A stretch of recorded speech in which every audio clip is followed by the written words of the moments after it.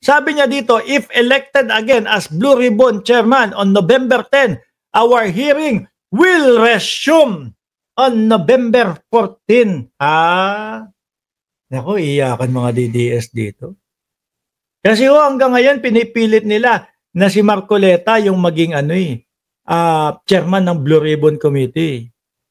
Yung iba nga, sila Greco nga, parang ang pagkakaintindi ko, gibain na daw yung ICI. Tapos ibalik na lang daw ho yung investigasyon ni Marcoleta sa pagiging Senate Blue Ribbon Committee. Wala nang magbabalik at walang may gusto na makabalik si Marcoleta bilang chairman ng Blue Ribbon Committee. Bakit ho?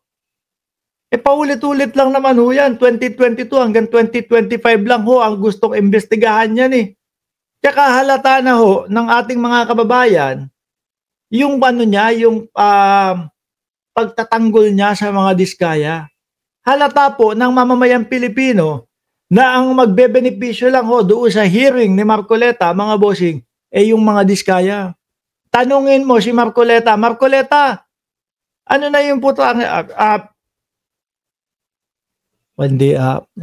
Puto, sabi ko puto. At tanungin mo, Marcoleta, ano na nangyari doon sa hinayupak na kuryente na 2,000 pababa magiging libre sa mamamayang Pilipino? Ba't hindi na dinidiscuss?